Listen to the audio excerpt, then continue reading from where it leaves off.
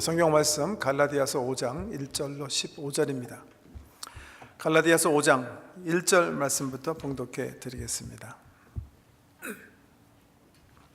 신약성경 308페이지입니다. 갈라디아서 5장 1절부터 봉독합니다. 그리스도께서 우리를 자유롭게 하려고 자유를 주셨으니 그러므로 굳건하게 서서 다시는 종의 멍에를 매지 말라. 보라, 나 바울은 너희에게 말하노니 너희가 만일 할례를 받으면 그리스도께서 너희에게 아무 유익이 없으리라. 내가 할례를 받는 각 사람에게 다시 증언하노니 그는 율법 전체를 행할 의무를 가진 자라. 율법 안에서 의롭다 함을 얻으려 하는 너희는 그리스도에게서 끊어지고 은혜에서 떨어진 자로다. 우리가 성령으로 믿음을 따라 의의 소망을 기다리노니 그리스도 예수 안에서는 할례나 무할례나 효력이 없으되 사랑으로서 역사하는 믿음뿐이니라. 너희가 다름질을 잘하더니 누가 너희를 막아 진리를 순종하지 못하게 하더냐. 그 권면은 너희를 부르신 이에게서 난 것이 아니니라. 적은 누룩이 온 덩이에 퍼지느니라. 나는 너희가 아무 다른 마음을 품지 아니할 줄을 주 안에서 확신하노라. 그러나 너희를 요동하게 하는 자는 누구든지 심판을 받으리라. 형제들아, 내가 지금까지 할례를 전한다면 어찌하여 지금까지 박해를 받으리요.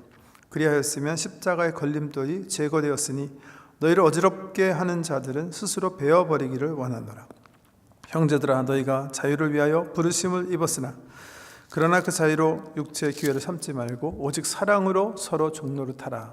온 율법은 내 이웃 사랑하기를 내 자신같이 하라 하신 한 말씀에서 이루어졌나니 만일 서로 물고 먹으면 피자 멸망할까 조심하라. 아멘. 네. 5장 1절 말씀 한번 보세요. 그리스도께서 우리를 자유롭게 하려고 자유를 주셨으니 그러므로 굳건하게 서서 다시는 종의 멍에를 매지 말라. 사실은 이 말씀은 4장 21절 이하에 전개되는 하갈과 사라의 비유의 결론되는 말씀입니다. 물론 이 자유에 대해서 오늘 읽은 본문 13절 말씀부터 다시 설명하고 계신데요. 저는 특별히 이 21절부터 31절 4장 이 사라와 하갈의 비유를 읽으면서 이번 주에 그런 생각을 했어요. 야, 정말 유태인들이 정말 바울 죽이고 싶겠다, 그런 생각했어요. 제가 유태인이었더라면 그랬을 것 같아요. 이 비유 다시 읽지 않을게요. 하갈과 사라, 기억하시죠? 아브라함에게 부인이 있었는데 사라예요. 사라에게 하나님의 약속의 말씀이 선포됐어요. 너를 통해서 열방을 얻게 될 것이다. 근데 나이가 계속 들어가는데 애가 생기지 않아요. 그래서 결국 이분들이 인간적인 방법을 선택하죠. 사라가 아브라함에게 가서, 남편에게 가서 얘기합니다. 내 종 하갈이 있으니까 이 하갈과 동침해서 애를 얻으세요. 그때 딱 거절했어야 되는데 아브라함이요, 선택합니다. 하갈을. 하갈과 같이 동침을 해요. 그래서 누구야? 이스마엘을 낳죠. 근데 이후에 하나님의 말씀이 없다가 아브라함 100세 되는 때에 하나님께서 다시 사라의 태를 복되게 하셔서 약속하신 대로 아들을 주셔서 이삭을 낳게 하는 거죠. 그 사건을 비유로 들어서 율법 아래 있는 사람과 은혜 아래 있는 사람이 얼마나 다른가, 바울이 설명하면서 뭐라고 설명하냐면요,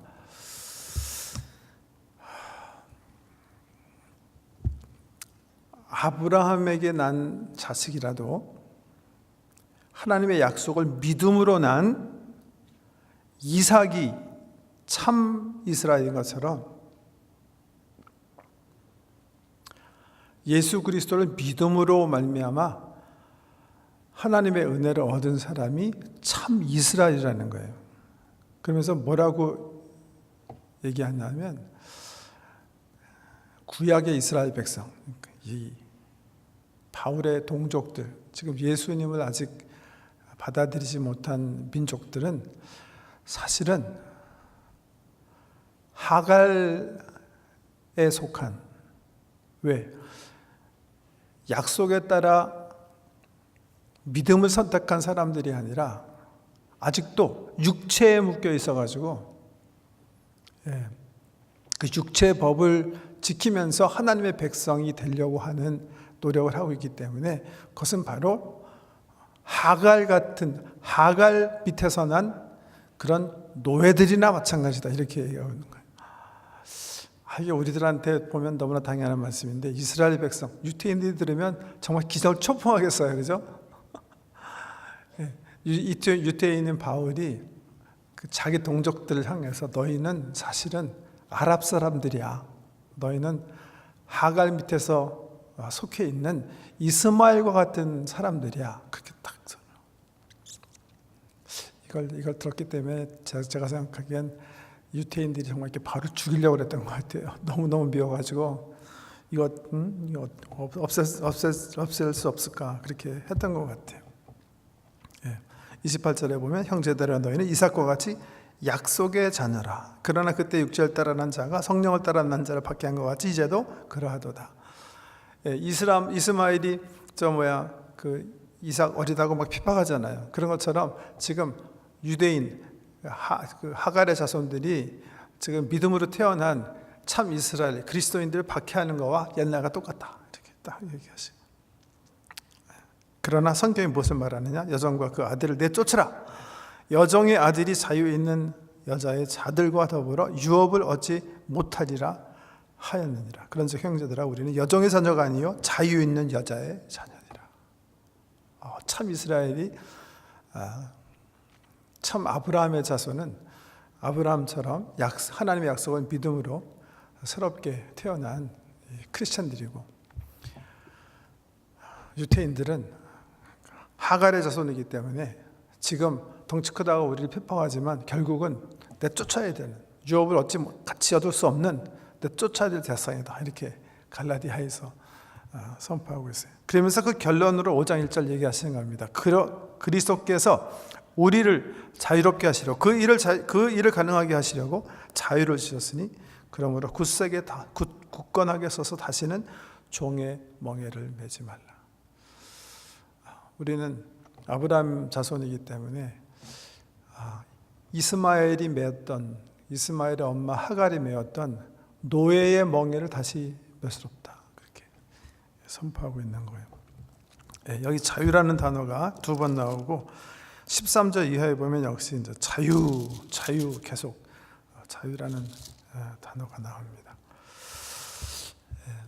어떤 분이, 제가 이제 전도하려는 어떤 분인데요, 복음을 잘 이해하지 못하시는 분이세요. 병원에 들어가게 되셨기 때문에 가서 병문하고 있는데 그분이 저한테 물어보더라고요. 감사하게 생각하면서, 목사님,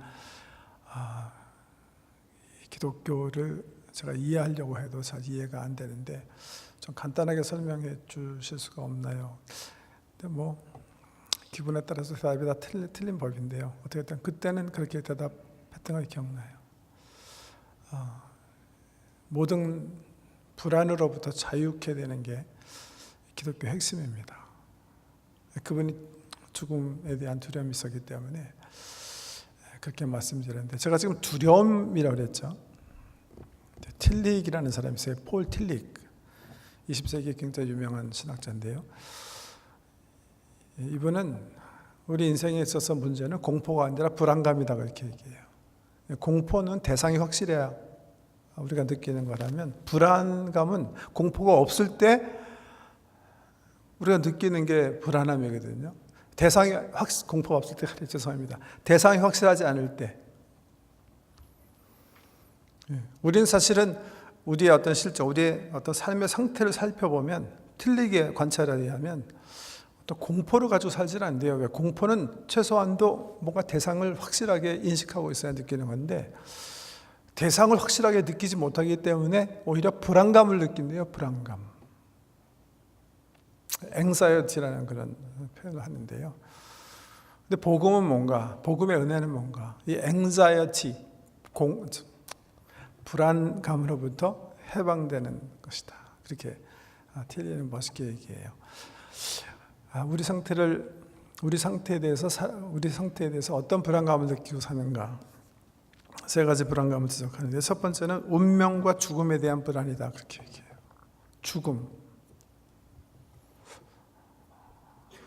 죽음이 어떻게 보면 뭐 당연히 우리에게 닥쳐오는 현실인데요. 그러나 대상이 있는 건 아니라고 이 사람은 보는 거예요. 왜냐하면 우리 존재에 반대되는 이 틸릭 표현으로는 non-being, 존재가 없어짐에 대한 어떤 그런 불안함이에요. 시적으로 그렇다는 거예요. 우리 존재를 생각해 보면 우리는 불안해할 수밖에 없어요. 그런 불안감을 가지고 불안감을 느끼며 살아갈 수밖에 없는 그런 존재라는 거예요. 그런 거 하면 공허함과 무의미에 대한 불안함. 뭔가 올바르게 살아야 될 거는 같은데 어떻게 살아야 올바르게 살아야 되는 건지 모르는 거예요. 거기 뭐 대상은 없는 거예요. 그냥 막연히 불안하기만 한 거죠. 앵사이티죠. 뭐 공포는 아니라는 거예요. 그런 불안함 속에서 앉아보자 못하는 그런 상태라는 거죠. 우리 인간의 상태가. 세 번째는 죄책감과 정죄에 대한 불안함이다, 이렇게 표현해요. 이것도 역시 뭐 뚜렷하게 무슨 뭐 대상을 느끼는 건 아니에요. 우리 모든 사람들이, 세상에 있는 모든 사람들이 그렇다는 거예요. 뭐 하나님 믿는 사람, 안 믿는 사람 떠나서 막연한 그런 불안감 속에서 산다는 거예요. 그게 우리의 실존이기 때문에 이 사람의 표현으로. 막연한 거죠. 왜? 공포를 느끼는 건 아니에요, 역시. 대상이 확실하지 않으니까요. 그런데도 굉장히 현대인이라 모든 세상 사람들은 그런 불안감을 가지고 사는 거예요. 내가 최소한도 이 정도는 살았어야 되는데 그렇게 살지 못했기 때문에 그거에 대한 스스로 정죄하는, 스스로 책임을 묻는, 스스로 자기 자신을 소외시키는, 이렇게도 표현하는데요. 그런 불안함 속에서 모든 사람들은 처해 있다는 거예요. 그런 상황에서 신앙이란 뭔가, 틸릭이 멋있게 이렇게 얘기해요. Courage to be accepted as I am 이에요. Courage to be accepted as I am. 우리 크리스찬이라고 해서 이런 불안감이 없는 거 아니에요. 불안감 가지고 사는 거예요. 이런 삶의 상태에서 신앙이란 뭔가, 나의 부족한 모습 그대로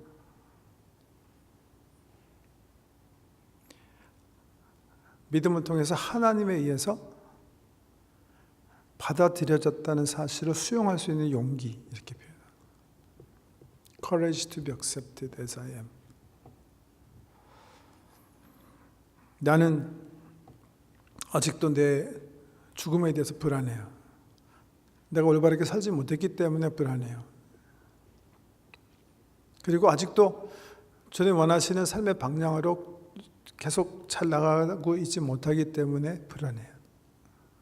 그러나 그 부족한 나를 주님께서 그대로 받으셨다는 그 사실을 받아들이는 용기, 이게 틸릭은 신앙이다, 이렇게 표현하는 거예요. Courage to be, 자유. 불안함으로부터의 어떤 자유, 불안함으로부터의 해방. 이게 하나님께서 믿음을 통해서 우리에게 주시는 선물이라는 거예요. 그런 관점에서 자유, 참 정말 멋있는 자유.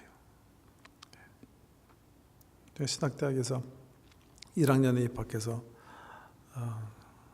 패스토럴 디올로지죠, 목양신학 첫 시간에 이렇게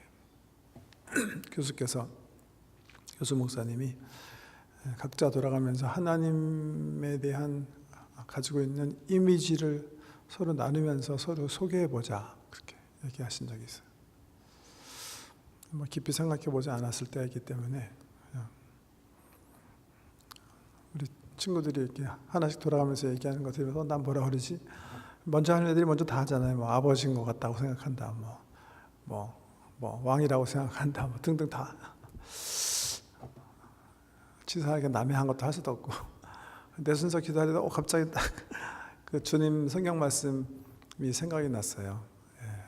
내가 너희 세대를 어디에 비교했고 너희는 마치 장터에서 플룻 플레이어가 플룻을 불어도 춤추지 않는 그런 아이들과 같다. 그런 말씀 생각이 나서 제가 만들어낸 거죠. 어떻게 보면 나에게 있어서 가장 중요한 어떤 중요한 게 아니라 하나님에 대해서 어떤 그림 언어가 생각이 났냐 하면 나는 flute player in the marketplace 라는 이미지가 참 이렇게 다가옵니다. 장터에서 피리 부는 사람. 그러면서 그렇게 설명한 적이 있어요. 우리를 자유케 하려고 우리로 하여금 자유의 춤을 추게 하시기 위해서 세상 장터에 오셔서 피리를 부는 사나이다. 우리 하나님. 제가 그렇게 말하고 나니까 스스로 되게 대견하더라고요. 되게 잘 말한 것 같다. 나중에 생각해 보니까 왜 갑자기 그런 생각이 난지 모르겠는데요. 지금도 저한테는 너무나 중요한 하나님의 어떤 그림이에요. 자유케 하시는 거예요. 내가 그리스도를 알면 할수록 어떻게 난 더 자유로워진다. 죄와 정죄, 불안함으로부터 자유롭고 삶의 무의미, 방향성 없음, 의미 없음 이런 것들로부터 자유로운 거예요. 그리고 죽음의 불안함으로부터 자유로운 거예요. 점점 내가 주님 앞에 더 가까이 가면 갈수록 예수님께서 복음의 복음의 곡조를 불러주시는 피리소를 들으면 들을수록 나는 더 이상 묶이지 않고 점점 자유인으로 살아. 우리 주님 말씀하셨죠? 너희가 진리를 알지니 진리가 너희를 자유케 하리라. 자유함. 너무 귀한 단어입니다. 자유함. 자유케 되는 복이 주님의 말씀을 사모하시는 우리 모든 성도님들의 삶 속에 가득하시길 주의 이름으로 축복합니다.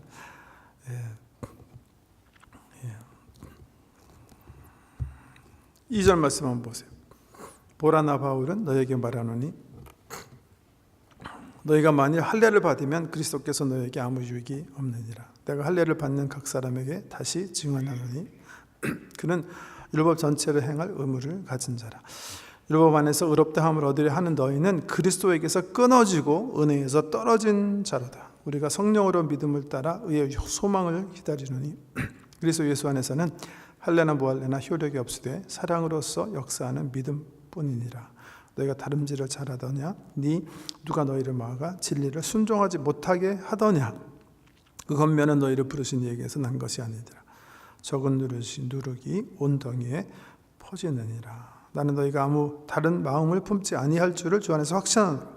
그러나 너희를 요동하게 하는 자는 누구든지 심판을 받으리라. 형제들아, 내가 지금까지 할례를 전한다면 어찌하여 지금까지 박해를 받으리요? 그리하였으면 십자가의 걸림돌이 제거되었으리니 너희를 어지럽게 하는 자들을 스스로 베어버리기를 원하노라. 경고하고 있죠. 왜 그러냐면 우리 여기 이제 19절 읽어드렸는데 이 구절은 사실은 갈라디아서에서 이미 자주 출연한 그런 내용이에요. 둘 중에 하나라는 거예요.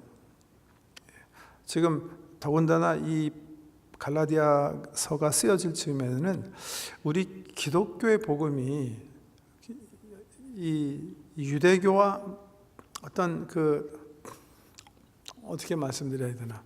유대교가 우리 기독교의 어떤 요람 역할을 했기 때문에 자꾸만 혼돈되는 그런 시기였어요. 말씀드렸지만 디모데 같은 경우는 바울이 나중에 할례하게 해요. 왜? 유대인의 혈통에서 난 사람이기 때문에 유대인들을 전도하기 위해서 그냥 할례시키는 거예요. 이 육체적인 어떤 이런 또 종교적인 이런 절기지킴 이런 것들은 복음의 기획, 복음의 메소드, 방법으로 얼마든지 사용할 수 있었는데 이 당시는 그런 상황이 아니었던 것 같아요. 유대교냐 아니면 예수 그리스도를 통한 은혜 시대냐 이 둘 중에 지금 이 두 가지가 혼돈이 돼가지고 그러던 시대에 바울이 분명히 자르는 거예요. 복음, 예수 그리스도의 은혜는 율법과는 전혀 상관없다. 절대 믹스될 수 없다. 이 할례, 절기 지킴 이런 거 가지고 기독교에 들어오면 결국 우리는 유대 종교가 되는 거와 마찬가지다. 그래서 이 누룩 얘기를 하죠. 작은 누룩이 온 덩어리에 퍼지느니라. 율법주의가 예수 플러스 알파 하는, 하나님 은혜 플러스 알파 하는, 하나님의 자녀가 되는 데 있어서 믿음과 은혜를 믿음으로 수용하는 것 외에 알파가 들어오게 되면 이 알파로 인해서 우리는 다시 율법으로 돌아간다, 이렇게 강력하게 반복적으로 이 갈라디아에서 주장을 실행합니다. 사실은 5장 12절이 어떤 우리가 어렵게 되는 것은 행위로 되는 것 아니고 예수 그리스도를 믿는 믿음으로 되는 것이다. 하나님의 약속인 예수 그리스도를 믿는 믿음에서 되는 것이다 하는 말씀의 어떤 신학적 전개, 이론적 전개는 12절에서 끝나는 거예요. 5장 13절부터는 사실 새로운 문단이에요. 새로운 문단. 바울 서신은 항상 그래요. 바울은 서신 쓸 때 항상 이론, 신학적인 내용을 잘 설명한 다음에 그 다음에 그 신학을 우리가 어떻게 살아내야 하는가 꼭 써요. 에베소서도 마찬가지죠.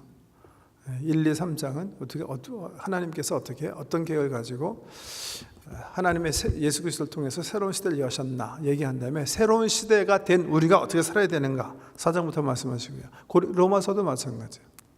하나님께서 왜 율법 시대를 마감하시고 은혜 시대를 열었나 1장에서부터 11장까지 말씀하신 다음에 12장에 딱 가면 그 다음에 아주 구체적으로 새 시대 하나님의 자녀가 된 사람들이 어떻게 살아야 되는가 얘기하는 거예요. 여기도 마찬가지예요. 아주 프랙티컬. 어떤 사람이 그렇게 얘기해요. 위대한 신학자의 특징은 트랙을 쓸 줄 아는 거다, 그렇게 얘기해요. 트랙이 무슨 말인지 아시죠? 이렇게 짧은 어떤 이렇게 죄송합니다. 평신도라고 그래서 죄송한데 학자가 아닌 일반 성도님들이 실질적인 삶에서 어떻게 살아야 되는가를 한 글쎄 10페이지, 15페이지를 쓰는 게 그 트랙이라고 얘기할 수 있다면 신학자들은 저수야 골치 아픈 얘기들을 막 방대한 저서를 통해서 쓰잖아요. 위대한 신학자의 특징은 트랙을 쓸 줄 아는 등장이 있더니 무슨 말이냐면 이런적으로 막 얘기하더라도 정말 이 사람이 정말 신학자라면 실질적으로 자기가 믿고 쓴 모든 이론을 모든 그리스도의 사람들이 어떻게 살아내야 하는지 말할 수 있어야 된다는 거예요.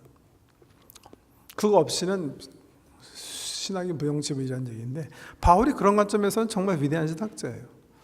신학적으로 우리가 알아야 하는 복음의 내용을 항상 처음에 중요하게 정말 날카롭게 서술을 해요. 근데 그 서술한 다음에 꼭 실천적인 상황, 실용적인 상황을 꼭 하는데 13절 이하에 보세요. 형제들아 너희가 자유를 위하여 부르심을 입었으나 그러나 그 자유로 육체의 기회를 삼지 말고 오직 사랑으로 서로 종노릇하라. 온 율법은 내 이웃 사랑하기를 내 자신과 같이 하라 하신 한 말씀에 이루어졌나니 만일 서로 물고 먹으면 피차 멸망할까 조심하라. 항상 이 바울이 율법 폐기론을 얘기하고 율법 시대의 종말을 얘기하고 은혜 시대의 새로운 개막을 선포하잖아요. 이게 복음입니다. 그럴 때마다 항상 나타나는 사람들의 잘못 혹은 꼭 묻지 않으면 안 되는 그런 퀘스천이 있어요. 보세요. 우리는 율법 때문에 죄를 질 수밖에 없었어요. 스피드 리밋 있기 때문에 우리는 계속 하루에도 몇 번씩 그냥 범법자 하는 거예요. 근데 더 이상 이 죄값을 치르지 않게 은혜의 시대가 도래했어요. 더 이상 율법은 우리와 상관없는 게 됐어요. 자유예요. 그래서 율법으로부터 자유예요. 율법을 범한 그 죄값에 대해서도 내가 후리 자유예요. 이 율법은 더 이상 나에게 영향을 미치지 못하는 그런 존재가 된 거예요. 나는 정말 자유인이 됐어요. 그렇게 됐을 때 이런 사람도 있어요. 그럼 죄는 져도 되겠네요? 왜요? 죗값 안 치르니까. 그럼 죄는 간가다 그냥 좀 이렇게 져도 되지 않을까요? 그거예요. 형제들아, 너희가 자유를 위하여 부르심을 입었으나. 맞아요. 죄값을 치르지 않아요. 우리는 미래 죄에 대해서도 불안해할 필요는 사실 없어요. 그게 복음이에요. 그게 자유된 거예요. 정말 자유로운 거예요. 난 미래 거에 대해서 내 책임져야 됐다. 그러면 그거는 아직 잡혀 있는 거예요. 나는 이 율법과 율법에 대한 정죄에 대해서는 그냥 자유예요. 그 말이에요. 형제들아, 너희가 자유의 부르심을 입었으나. 그렇기 때문에 그러면 다시 내가 죄를 범할 수 있는 그런 기회가 있는 거구나. 육체의 일을 다시 도모해도 되겠구나. 이런 기회로 삼을 수 있다는 거예요. 그런데 뭐라는 거예요? 어떻게 그럴 수가 있느냐.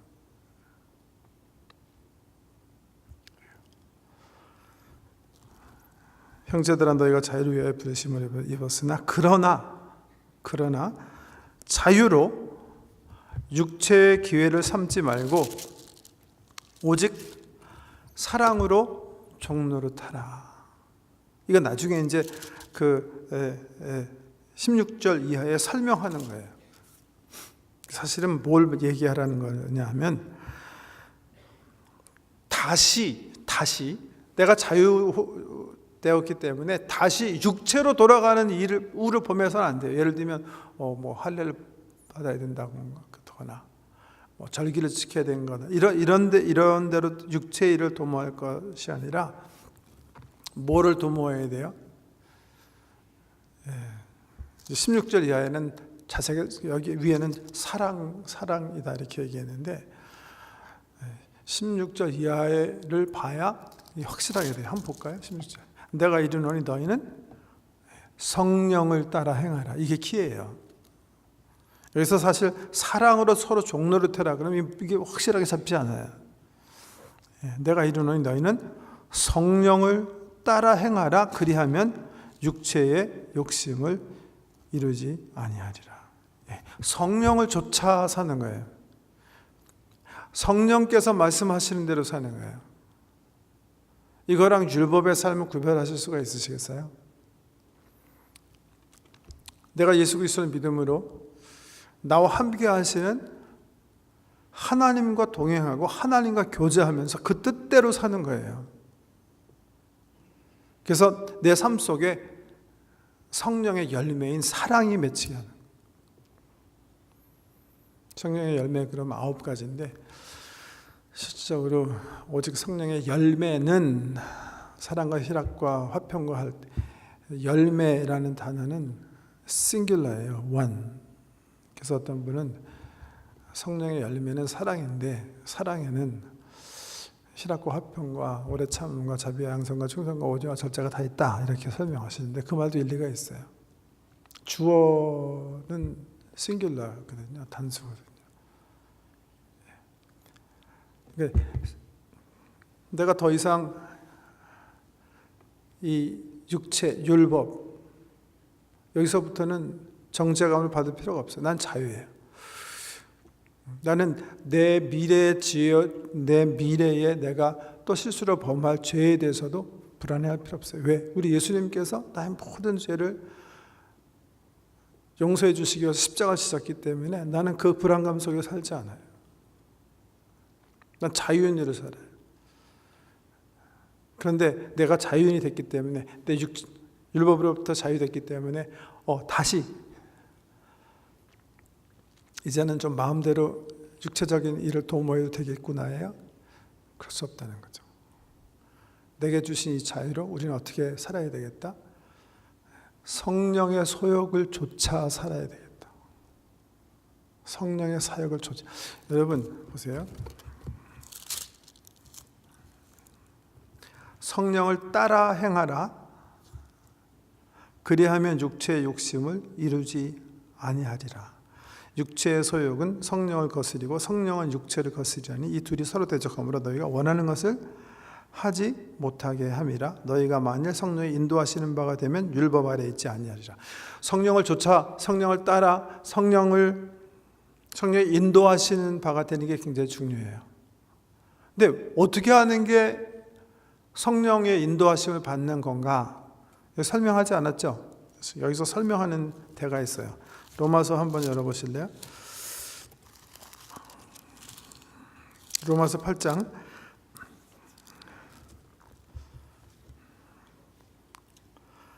성령을 따르는 자가 중요하다. 성령을 따라 행해야 육체의 소욕을 이루지 않고 내 삶 속에 성령의 열매가, 사랑이, 주님 원하시는 그 하나님 사랑, 이웃 사랑이 내 삶 속에 그냥 열매로 나타난다. 이렇게 바울이 갈라디아에 설명했는데, 오케이, 그럼 성령을 따라 사는 것은 구체적으로 뭔가?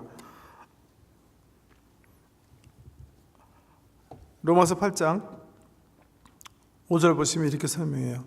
육신을 따르는 자는 육신의 일을, 영을 따르는 자는 영의 일을, 뭐가 중요해요? 묵상하나니, 이게 중요한 거예요. 여기서 차이 나는 거예요. 무엇을 묵상하며 사느냐, 믿음 생활에 있어서 가장 중요한 부분이에요.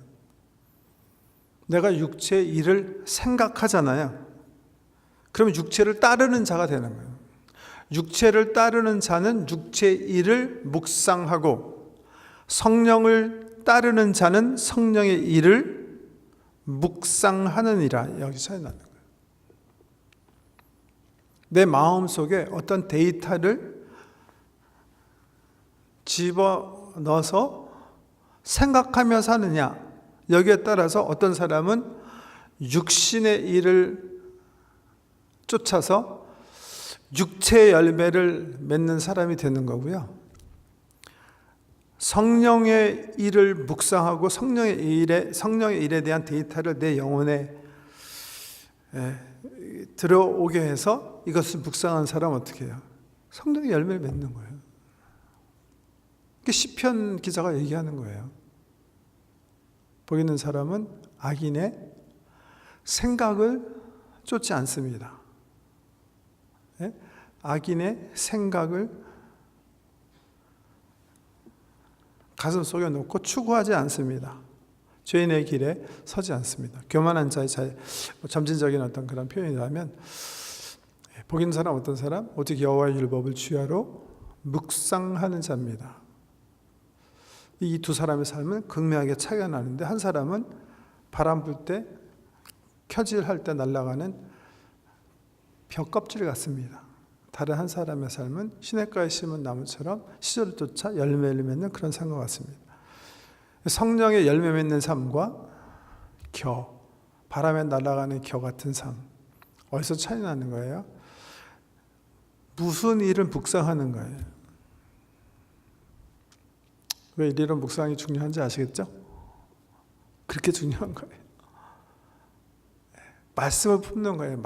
말씀을 품고 살면 반드시 그 안에서 성령의 열매가